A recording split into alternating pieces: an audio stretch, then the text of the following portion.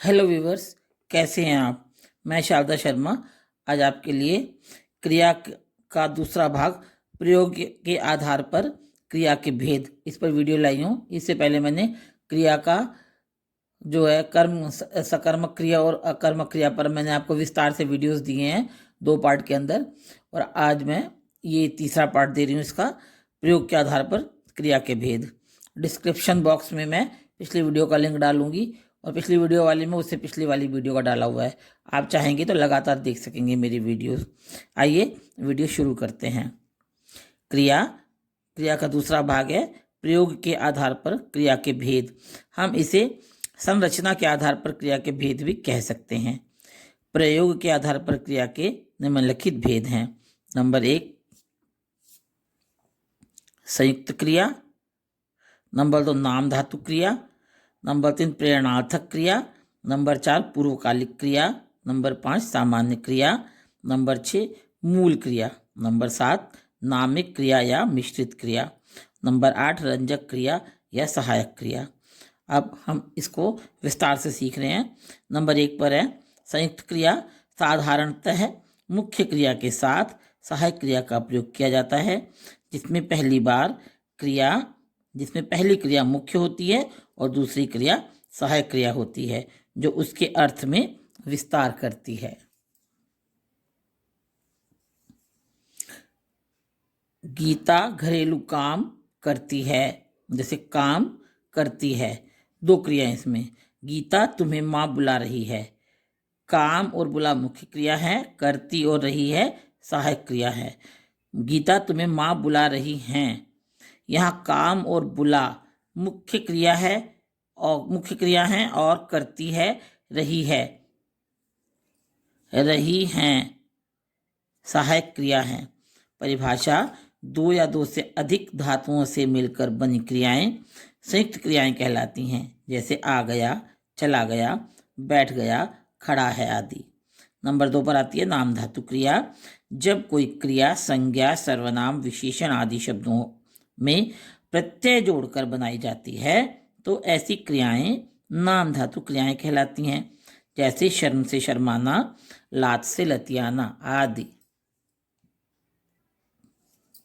अब हम सीखते हैं नाम धातु क्रियाएं उनके उदाहरण के साथ।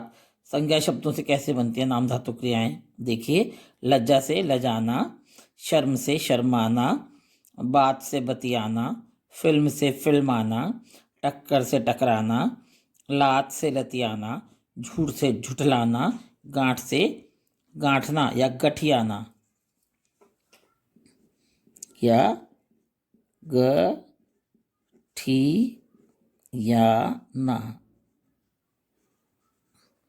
गठियाना। सर्वनाम शब्दों से अपना, अपनापन। इसका हम वाक्य में प्रयोग देखते हैं। मोहन ने दूसरी जगह के माहौल को या वातावरण को अपनाना शुरू कर दिया।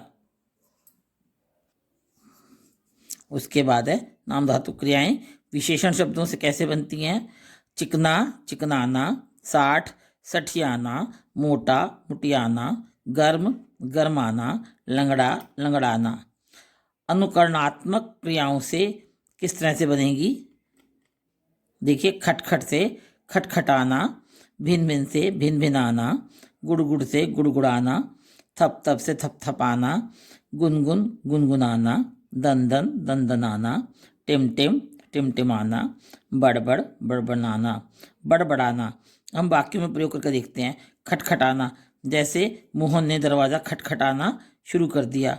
मक्खी भिन भिन करती है, भिन भिनाना, मक्खी का भिन भिनाना लगातार चालू है। दादाजी ने हुक्का गुड़गुड़ाना शुरू कर दिया है। थपथपाना, थपथपाना यानी कि हम किसी चीज़ पर हाथ मारें तो आवाज़ हो, जैसे मैं टेबल पे हाथ मार रही हूँ और आवाज़ हो रही है। थपथपाना। अध्यापिका ने बच्चे की पीठ थपथपाना शुरू किया। गुनगुनाना, अक्सर लोगों को गुनगुनाना अच्छा लगता है। बंदूक से दंदन, गोलियां चलती हैं, बंदूक ने दंदनाना शुरू कर दिया। टिमटिमाना, रात के समय तारे आकाश में टिमटिम करते हैं। टिमटिमाना, तारों का टिमटिमाना अक्सर सबको अच्छा लगता है। बड़बड़ाना, काम न करने पर बच्चे के ऊपर माँ ने बड़बड़ाना जारी रखा। उम्मीद करती हूँ कि आपको अनुकरणात्मक क्रियाओं से वाक्य बनाने में मदद मिलेगी। इस तरीके से मैंने सिखाया आपको, आप भी इसका अभ्यास कर सकते हैं। आपने जाना कि अनुकरणात्मक क्रियाएं 4 तरीके से बन सकती हैं। नंबर 1 नाम धातु क्रियाएं, नंबर 2 सर्वनाम का प्रयोग करते हुए, फिर उसके बाद विशेषण शब्दों का प्रयोग करते हुए, फिर उसके बाद अनुकरणात्मक क्रियाओं का प्रयोग करते हुए हमने नाम धातु क्रियाएं बनाई। अब हम सीखते हैं प्रयोग के आधार पर इसका तीसरा भाग, प्रेरणार्थक क्रियाएं। जब कर्ता स्वयं कार्य न करके अन्य को कार्य करने के लिए प्रेरित करता है तब वह क्रिया प्रेरणार्थक क्रिया कहलाती है। जैसे मोहन पानी पीता है, यहाँ स्वयं मोहन क्रिया कर रहा है। माँ मोहन को पानी पिलवाती है, माँ यहाँ पर मोहन को प्रेरित कर रही है पानी पीने के लिए, तो यहाँ पर प्रेरित होकर के काम किया गया है। अब टिप्पणी देखें, दोनों स्थितियों में मोहन पानी पी रहा है, परंतु पहले वाक्य में वह स्वयं पानी पी रहा है, जबकि दूसरे वाक्य में माँ द्वारा प्रेरित किए जाने पर वह पानी पी रहा है। इस प्रकार यहाँ 2 कर्ता हैं, प्रेरणा देने वाला प्रेरक कर्ता और प्रेरणा प्राप्त करके कार्य करने वाला प्रेरित कर्ता। अब प्रेरणार्थक क्रिया, इसके 2 भेद होते हैं। प्रथम प्रेरणार्थक क्रिया, द्वितीय प्रेरणार्थक क्रिया। अब हम जानेंगे प्रथम प्रेरणार्थक क्रिया क्या होती है। जब कर्ता स्वयं काम करने की प्रेरणा देता है अपने आप को ही, तब वह क्रिया प्रथम प्रेरणार्थक क्रिया कहलाती है। जैसे गीता बच्चे को पाठ पढ़ाती है। जैसे मैं आपके लिए ये कागज, ये जो मैंने कॉपी के ऊपर लिखा हुआ है वो सब कुछ पढ़ रही हूँ मैं आपके लिए, तो मैं यहाँ पे प्रथम प्रेरणार्थक हूँ, क्रिया कर रही हूँ मैं। माँ बच्चे को खिलाती है, यहाँ माँ और गीता स्वयं को ही काम करने के लिए प्रेरित कर रही हैं, इसलिए हम कह सकते हैं कि ये प्रथम प्रेरणार्थक क्रिया के उदाहरण हैं। जैसे मैं यह पुस्तक का पेज आपके लिए पढ़ रही हूँ तो स्वयं को प्रेरित कर रही हूँ, तो मेरा पढ़ना भी यहाँ पर प्रथम प्रेरणार्थक क्रिया का उदाहरण है। अगर आप मेरा कोई, आप लोग वीडियो देख रहे हैं तो आप अपने लिए स्वयं के लिए काम कर रहे हैं, तो आप भी अपने आप के लिए प्रथम प्रेरणार्थक क्रिया का उदाहरण होंगे। अब आता है इसी का दूसरा हिस्सा, द्वितीय प्रेरणार्थक क्रिया। मैं देखिए ऊपर लिख रही हूँ प्रयोग के आधार पर भेद, इसके बाद ये पृष्ठ संख्या चल रही है, ये है प्रेरणार्थक क्रिया, तीसरा पार्ट है उसका, ये द्वितीय हिस्सा है। द्वितीय प्रेरणार्थक क्रिया, जब कर्ता स्वयं कार्य में सम्मिलित न होकर किसी अन्य को कार्य करने के लिए प्रेरित करता है तब वह द्वितीय प्रेरणार्थक क्रिया कहलाती है। जैसे माँ गीता से बच्चे को पढ़वाती है, मोहन दर्जी से राम के कपड़े सिलवाता है। पढ़वाती है, सिलवाता है, ये द्वितीय प्रेरणार्थक क्रिया के उदाहरण हैं।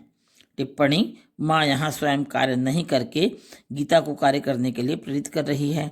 ऐसे ही दूसरे वाक्य में मोहन स्वयं काम न करके दर्जी को काम करने के लिए प्रेरित कर रहा है, अर्थात कपड़े सिलने के लिए प्रेरित कर रहा है। तो इन दोनों वाक्यों में क्रियाएं द्वितीय प्रेरणार्थक क्रिया का कार्य कर रही हैं। अब हम सीखेंगे प्रेरणार्थक क्रियाओं के उदाहरण। क्रिया प्रथम प्रेरणार्थक को हम द्वितीय प्रेरणार्थक में कैसे बदलते हैं। जैसे मुख्य क्रिया है दौड़ना, प्रथम प्रेरणार्थक में दौड़ाना, द्वितीय प्रेरणार्थक में दौड़वाना। रोना, रुलाना, रुलवाना। सोना, सुलाना, सुलवाना। खेलना, खिलाना, खिलवाना। लिखना, लिखाना, लिखवाना।